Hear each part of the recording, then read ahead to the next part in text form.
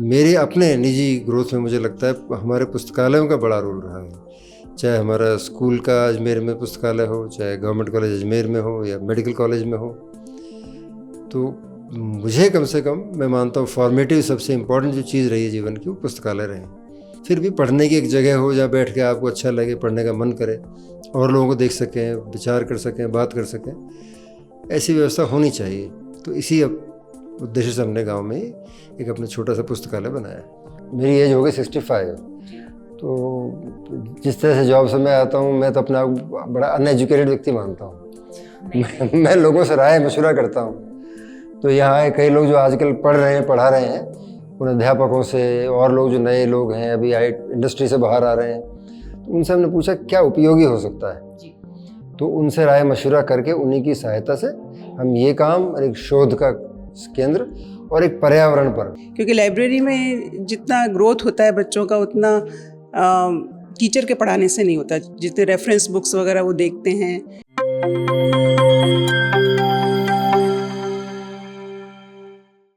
दोस्तों, सादर अभिवादन। मैं हूं महेश कुमार वैद्य और आप देख रहे हैं एनजेपी हरियाणा। एनजेपी इंडिया पर भी हम इस रिपोर्ट को पोस्ट करेंगे, आप एनजेपी इंडिया पर भी इसे देख सकेंगे। दोस्तों, आज एक बहुत ही अलग ढंग की स्टोरी करने के लिए हम पहुंचे हैं गढ़ी बोलनी गांव में। गढ़ी गांव में हम इस समय मौजूद हैं और गढ़ी गांव में एक खास तरह की ई लाइब्रेरी बनी है।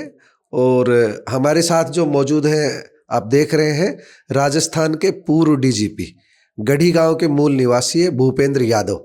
भूपेंद्र यादव ने माटी का मोह, मतलब हम कह सकते हैं कि अपनी माटी का मोह इन्हें गढ़ी में, अभी जयपुर में इनका रेजिडेंस भी है, लेकिन माटी का मोह नहीं छूटा है। अपनी गांव के प्रति उत्तरदायित्व को समझते हुए ये जो इनकी पैतृक घर की जो जगह थी, उसमें इन्होंने, आप जो देख रहे हैं, भव्य ई लाइब्रेरी तैयार की है। इसमें बहुत तरह की पुस्तकें भी हमने देखी अभी बाहर।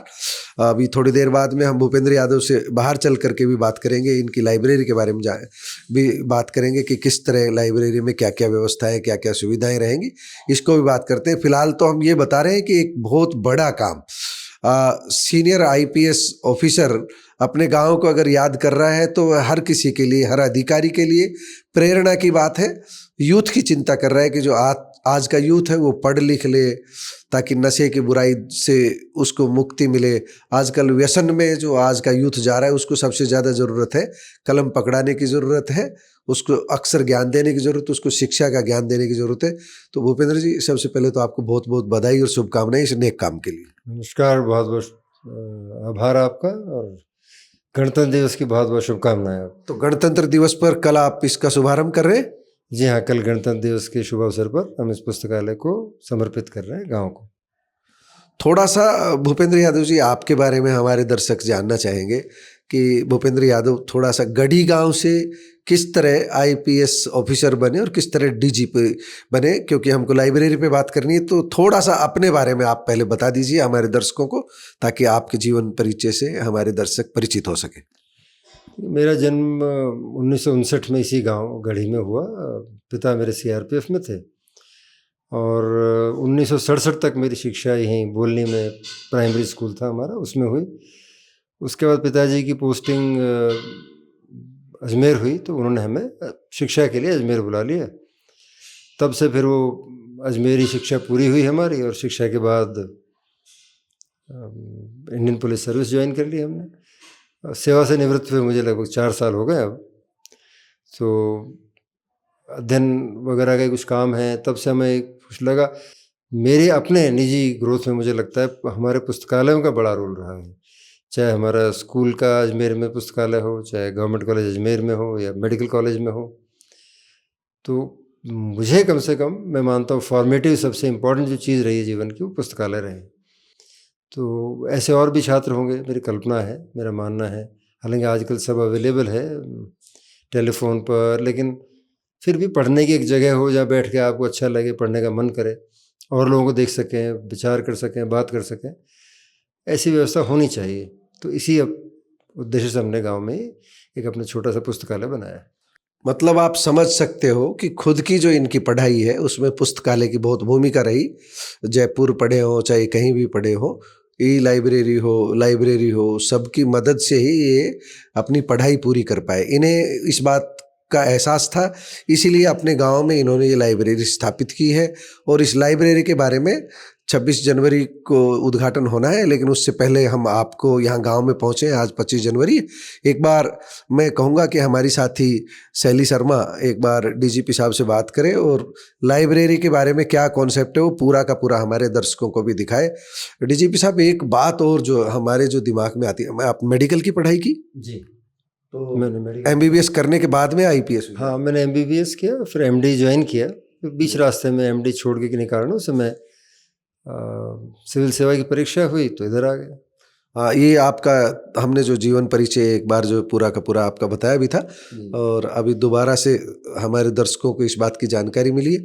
हम थोड़ा सा ये जानना आपके बारे में हम थोड़ा सा ये भी बता दें कि अध्ययन मनन के साथ साथ हम ये कह सकते हैं एक वरिष्ठ पुलिस अधिकारी के साथ साथ जो चिंतक और विचारक होते हैं, समाज के बीच क्या चल रहा है, समाज को क्या मिलना चाहिए, समाज के बीच क्या संदेश जाना चाहिए, उस विषय में भी बहुत बारीकी से सोचते रहते हैं कि इस देश को, इस राष्ट्र को क्या दशा और दिशा मिलनी चाहिए, इस बारे में हमेशा सोचते रहते हैं।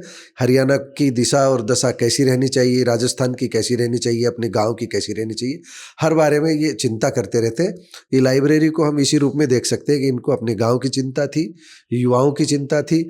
और मैं उम्मीद करूंगा कि दूसरे साथी जो अधिकारी हैं, चाहे व्यापारी हैं, चाहे कर्मचारी हैं, अपनी माटी की हमेशा चिंता करेंगे। ये एक प्रेरणा देगी युवाओं को। देखो, ये पुस्तकालय दो तरह से काम करेगा। एक तो कुछ पुस्तकें हैं जो स्कूली बच्चों के NCERT, CBSE, NBT और जितने हमारे महत्वपूर्ण प्रकाशन हैं, अपने साहित्य अकादमी, उनसे जुड़े जो प्रकाशन है जो हमें लगता है उपयोगी हो सकते हैं बच्चों के लिए, वो इधर पुस्तकों में रखे जाएंगे, पुस्तकों के रूप में यहीं बैठ के पढ़ पाएंगे वो।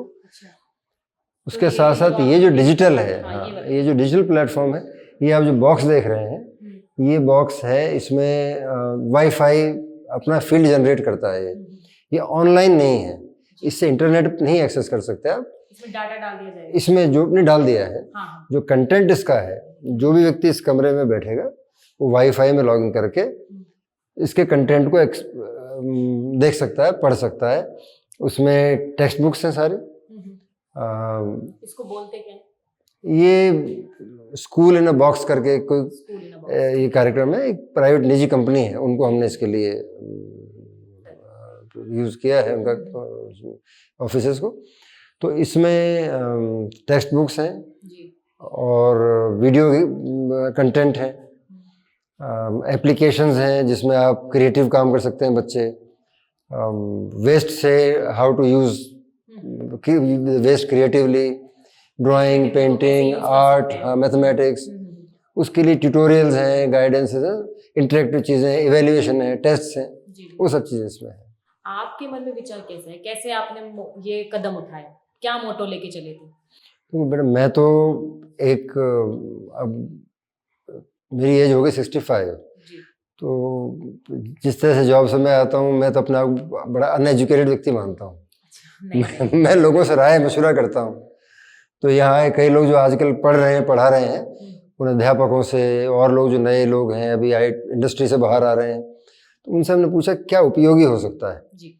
तो उनसे राय मशवरा करके उन्हीं की सहायता से हम ये काम, एक शोध का केंद्र और एक पर्यावरण के लिए एक चेतना केंद्र और अध्ययन केंद्र हम बना रहे, 3 चीज़ें यहाँ स्थापित कर रहे हैं जी। यहाँ पे और क्या क्या सुविधा है? जैसे आपने 2 कंप्यूटर भी रखे हुए हैं, क्या क्या सुविधाएं हैं, क्या क्या सिखाया जाएगा, कोई गाइडर भी होगा यहाँ पे? एक हमने रिसोर्स पर्सन यहाँ रखा हुआ है, जिस कंपनी ने ये चीज़ अवेलेबल कराई, ये इंटरेक्टिव जो बोर्ड है, पीसीज हैं, वो पीसी संख्या भी बढ़ा देंगे जैसे आवश्यकता पड़ेगी। अभी तो फिलहाल यहाँ पर 2 है, 5, 6, 7 जो भी आवश्यकता हो कर देंगे वो।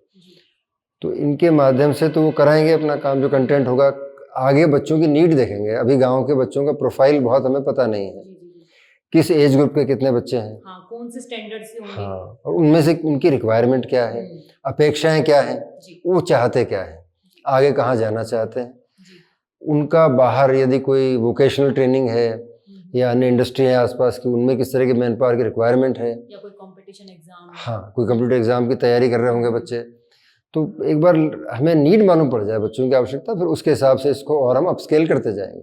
तो सभी एज के बच्चे यूज़ कर सकते हैं, महिलाएं भी यूज़ कर सकते हैं। मैं मानता हूँ गृहिणियाँ हैं, यंग लड़कियाँ हैं, जी शादी करके आती हैं, उनकी एजुकेशन, आमतौर पर लड़कियों को दिक्कत ये ज़्यादा आती है, जी अधूरी एजुकेशन रह जाती है, उसे पूरी करना है।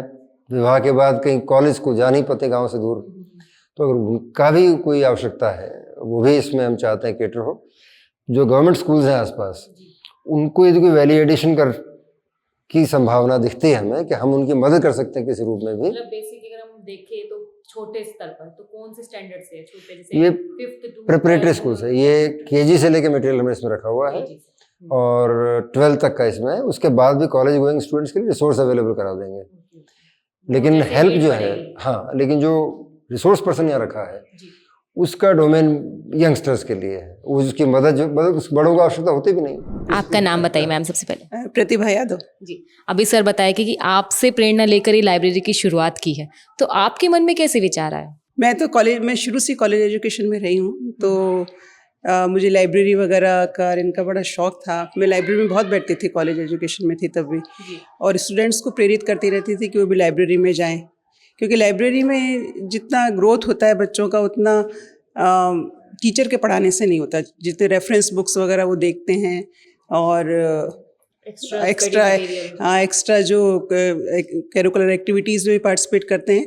लेकिन लाइब्रेरी जो है वो एक तरह से इनका एजुकेशन का सोर्स है, एक केंद्र है, तो वो तो होना ही चाहिए। तो यहाँ पे जो स्कूल हैं, छोटे छोटे स्कूल हैं, गवर्नमेंट स्कूल हैं, गांव के बच्चे हैं, तो उनको ज़्यादा एक्सपोजर नहीं है, तो इनका बड़ा मन था कि गांव में कुछ किया जाए। तो फिर हमारा सुझाव था कि लाइब्रेरी ही खोली जाए, अपने गांव में क्यों ना शुरुआत की जाए। बिल्कुल गांव में शुरुआत की जाए। Thank you ma'am.